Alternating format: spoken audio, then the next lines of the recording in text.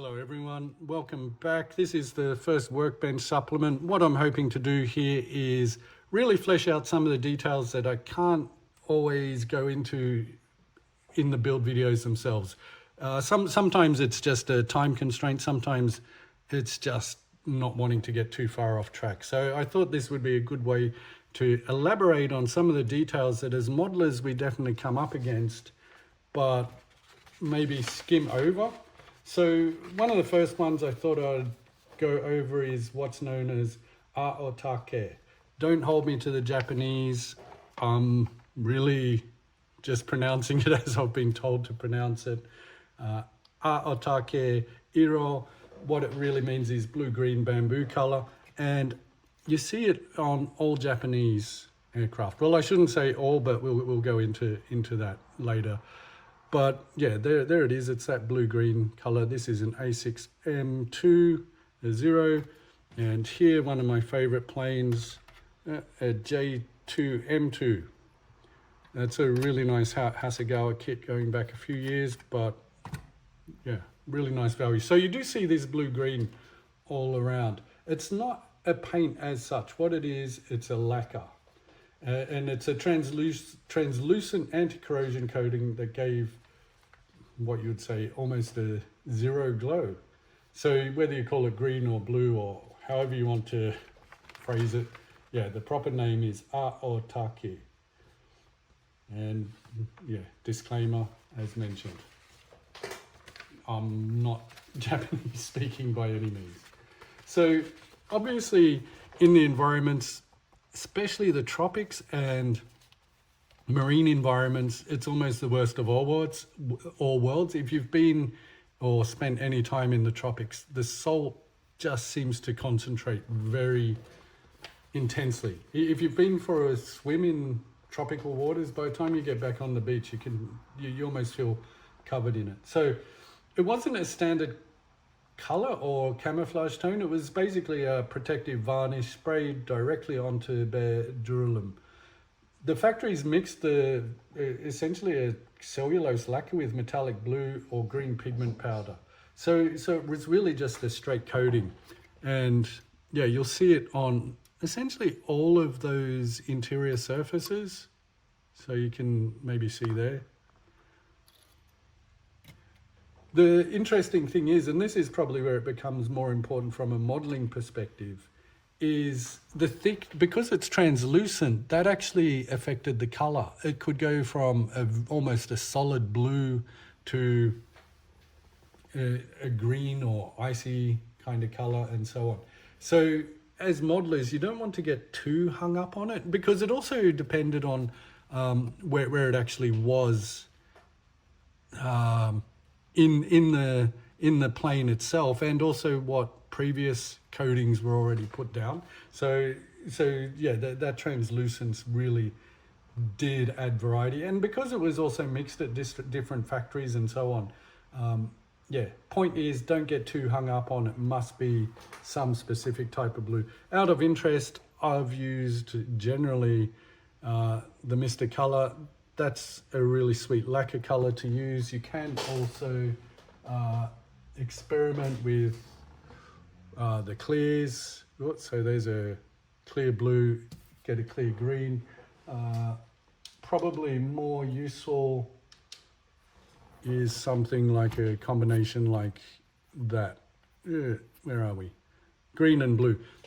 Actually, the sweet thing about doing it this way is you will get more variation and you can adjust the tones, which is historically more accurate. So yeah, do keep that in mind. Essentially, Japan's aircraft industry in the 1930s had a big problem, humidity, especially as you get into the south of Japan itself, and to be delicate about it, as they started exploring further afield, let's say, corrosion becomes a big problem, and as mentioned, in the tropics, very much so. So Aotake acted like a primer. It sealed the surface and it added just enough pigment. The pigment was really just to verify the coverage. So the color was, I guess, almost aesthetic. So it wasn't about beauty as such, but it was very much about protecting the airframe. One thing that you might be wondering, or perhaps not, the corrosion isn't something that you could, say, deal with in the same way as a boat where they use sacrificial anodes on aluminium boats and things like that. Obviously, it's not in the electrolyte, and being planes, and especially Japanese planes on the whole, were very lightweight. So there's no possibility of throwing zinc and things like that about on there. So that's just the guts of it was just a lacquer coating. The coloring was there to show where it is covered, and that sealed the surface. So yeah, definitely from a modeling point of view, keep that in mind. It wasn't brushed on, it was sprayed, and probably a lot of the time dipped. So they just dipped it in big vats and yeah, passed it through the factory. So yeah, it is a kind of, it looks very cool, but it is really just a surface sealant. And essentially this was contractors doing it, so they were almost homebrew. So in that sense, you don't need to get too hung up. Like I keep harping on about this, you don't need to get too hung up on it must be this exact shade and so on, because the realities of it were that just didn't happen. And then we get into the period side of it. As mentioned, this has been used since the 1930s. So yeah, there was some changes, but definitely what did happen is that as the war progressed, obviously, yeah, materials, resources become scarcer. So yeah, that did add a lot of variation in itself. It was always used like I've shown you, the wheel wells, flaps, fuselage frames, cockpit sides. Yeah, so I think in the Zero you can see some of the internals of the cockpit. I'm not sure if you can see there. Yeah, you did get it inside the cockpit, and that's why. Obviously, there are parts inside the cockpit you don't want too, what would I say, reflective.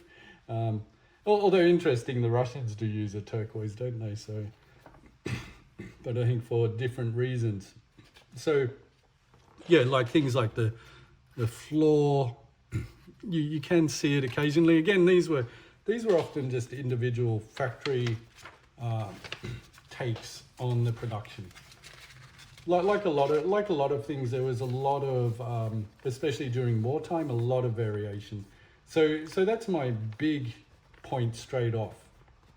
Next one is just be aware that you can get hung up on whether it was Mitsubishi, Nakajima, and so on.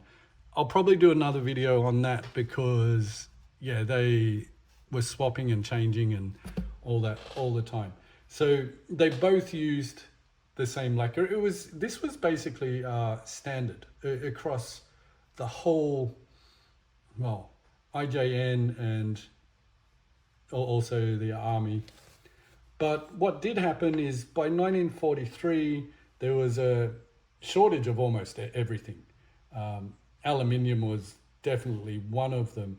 Also the phenolic resins, chromium, all of those, yeah, they all becoming scarce. So I think even alcohol, which is used as a solvent to make the lacquers, was becoming a problem because I imagine they were making it maybe even from rice and things like that. So from about 1943 onwards, you start seeing really some almost haphazard. 1943 itself, you might even see some unfinished, because there was a part there where they hadn't really worked out the chromate side of it, and they were just really out of materials. So you could actually have some just bare metal. They just needed to get planes out. So yeah, again, keep that in mind if you're modeling these. So there was some real experimentation going on. 1944, however, things change, because basically they captured some American planes. I guess they had probably heard rumors and walls have ears, all that stuff. So they were sniffing around onto the US approach, which was the zinc chromates. So you kind of get this 1943 period where, yeah, it was almost luck. If they had some of the Aotake, yeah, that went down. Maybe they didn't. Maybe they just used whatever they had. So if it's a 1943 plane, your guess is as good as anyone else's. J2M2, interestingly, this was the last J2 series, about 1943, which did use the Aotake. After that, they will be zinc chromate or even just a grey primer finish. So yeah, like Nakajima switched earlier than Mitsubishi using a dull yellow-green primer. So you can use ones like, if I've got one here, yeah, you can use that type of zinc chromates. There's lighter colors around if I can find one.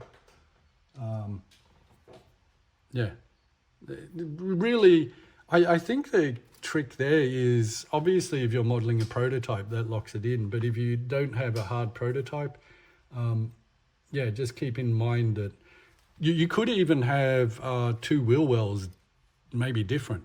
It was just getting crazy towards the end of the war. It was whatever they've got. So yeah, as I said, Nakajima switched earlier than Mitsubishi. Mitsubishi continued with the translucent coats, but they were tinted brown and green, or more brown and green later. Again, it was just what they had available.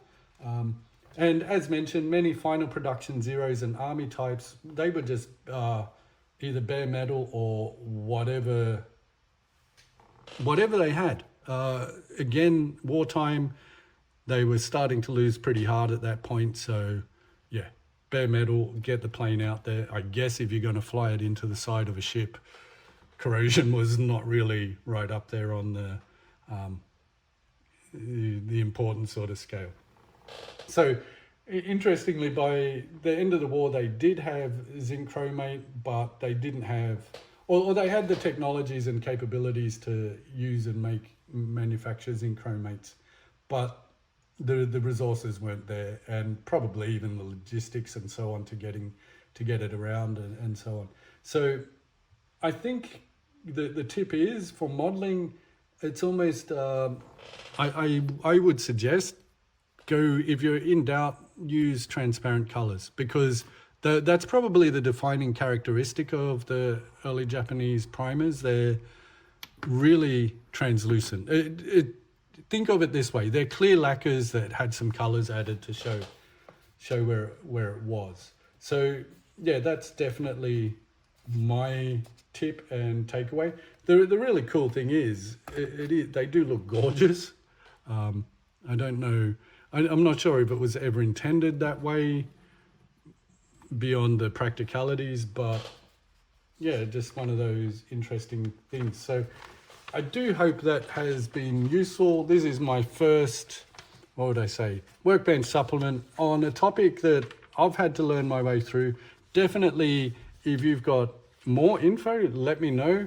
I'm not setting myself up as the expert on this. As I say, most of this is just what I've researched and tried to figure out as I've worked through it.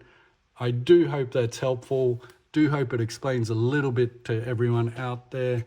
And I'll see you in the next one. I think my next build video, I've got a F51. And this is a good example, just as a segue into the next, well, one of the videos coming up. F51 versus P51, almost same thing, but that's for another day. Hope you've enjoyed that. Do hit me up in the comments, subscribe, like, all of that stuff makes a big difference.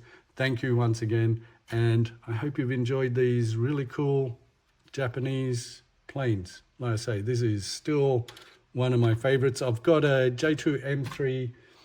I picked up another Hasegawa, so I'll probably do that soon as well. I really can't recommend these ones enough. Thank you again. See you in the next video. Bye for now.